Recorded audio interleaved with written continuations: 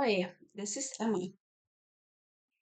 Today I want to talk about abuse and shame.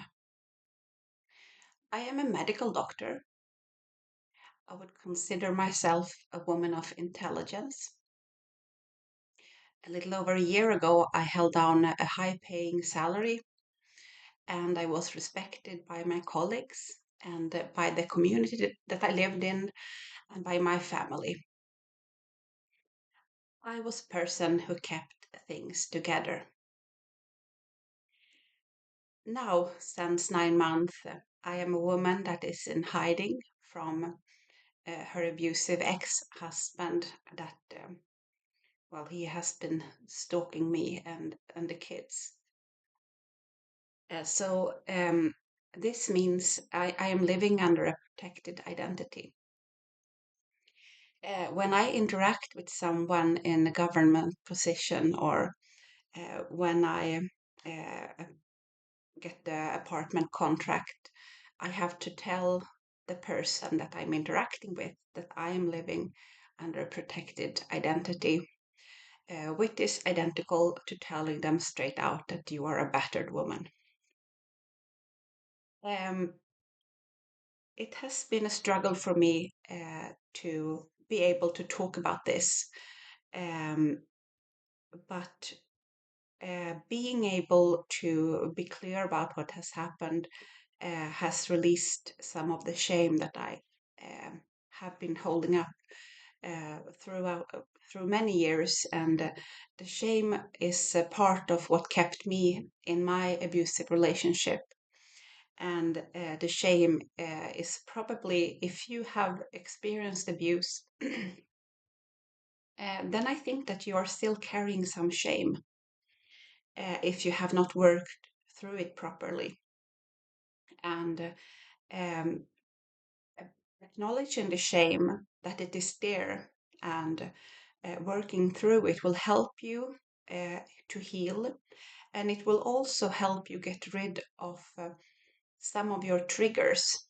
So, the shame, when it is triggered, can make you angry, or when you are feeling that you are in a situation um, where you're not accomplishing something that you would like, or when you're feeling like a failure, it can trigger intense shame, and then it can, as a result of the abuse, it can trigger you and make you lash out. And that is definitely not what you want to do. It makes you feel that you are being just as bad as the person who targeted you. Um, okay. So, an abuser, one of the most common weapons that the abuser uses is to put the shame on you. Somewhere inside, the abuser knows that what he is doing is wrong. And the abuser has a defense mechanism that he probably has been using since he was a child to blame things that goes wrong on the outside. This is called the alloplastic defense. He will not accept responsibility for his own actions. When he abuses you, it is because of stress, it is because of something that you have done, it is because of your behavior, it is because you are deserving of it. When something goes wrong in the abuser's life, then it is because of his boss, the government, someone is out to get him. When he is failing to um, interact properly with his own kids, then it is because of the kids being out of control because you have not brought them up properly. Uh, it is always something that is outside of himself. Now, as a target of abuse, uh, you internalize this shame. So somewhere inside of you, you feel that there is something wrong with you for being in this situation. Especially if you have been in a similar situation when you were a child.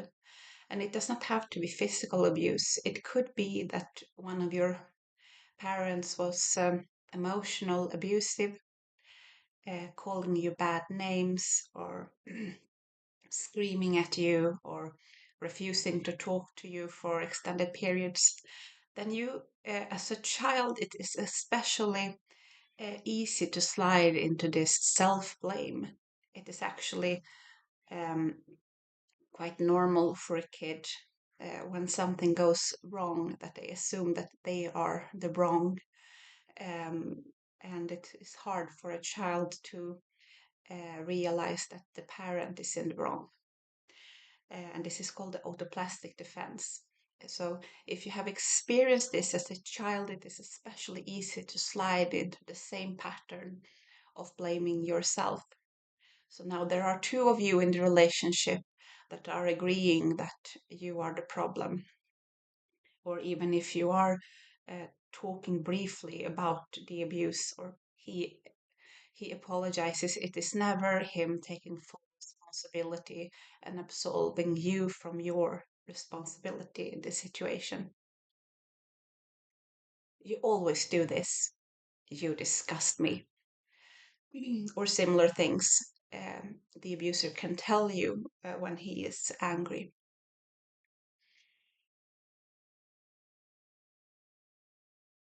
Shame keeps you inside of this mental prison, um, keeps you from telling anyone what is going on. It feels shameful to admit that you are in a situation where you are not being treated right. It feels that something you should perhaps be able to deal with yourself. How come you can just not talk to your partner and set a boundary? Um, that would be the response of someone who has not been in this situation. In reality, it is not. It is not that easy. Um, it's shameful to not be loved and taken care of by your life partner. Not being loved makes you feel flawed.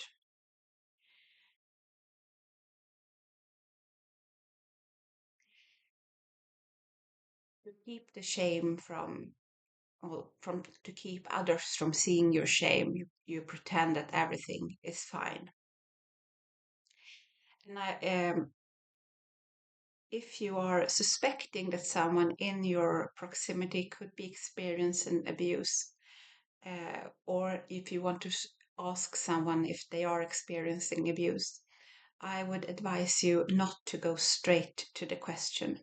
And I'm talking here also to my colleagues in the medical field or in the healthcare systems. Um, we are advised to ask patients, "Are you experience abuse? Are you experiencing abuse?" And it is very hard as someone who is going through it just to see it straight, to name it as abuse, and then to tell anyone about it. So when it comes to preventing suicide, it has been um, made or it has been talked about a lot in the medical community that you have to ask. You cannot just simply ask someone, are you planning to take your life? You have to start slowly with asking them, have you been feeling depressed? Have you have thoughts about that life is not worth living? And then you continue on this suicide staircase, we call it. So the questions would you will allow the person to talk, and then you would continue to ask questions uh, to approach the goal and know if they are really having such thoughts. And just as important that it is to prevent suicide, it is also important to prevent abuse and help women get out of these situations.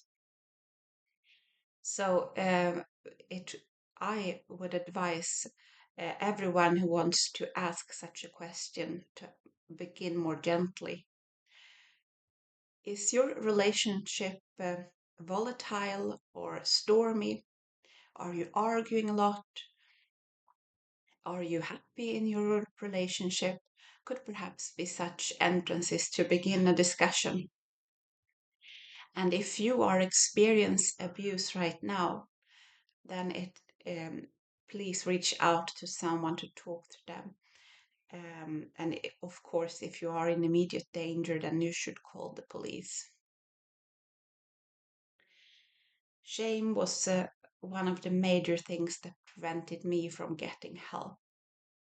I waited until the very last moment after getting away.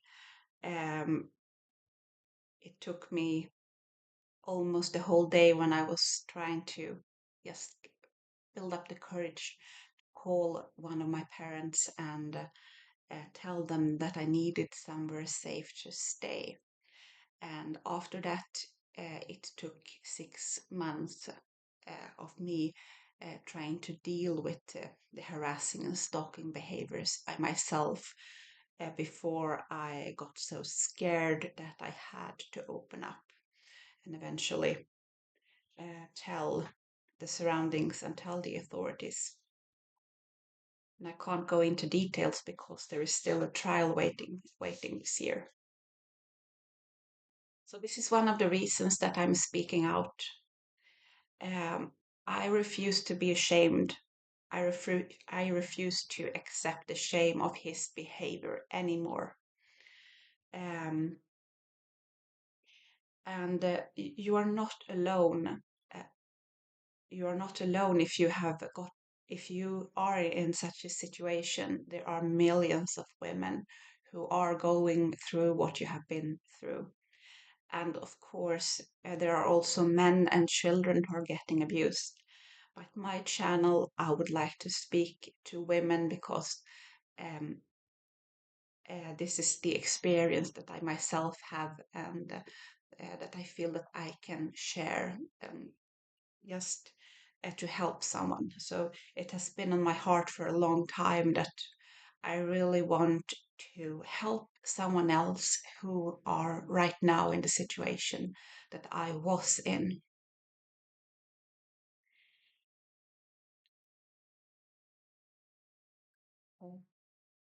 So after you get away from the abusive situation and after you have told, there is still this lingering shame, like how is it that I stayed so long? How could I have gotten myself into this relationship?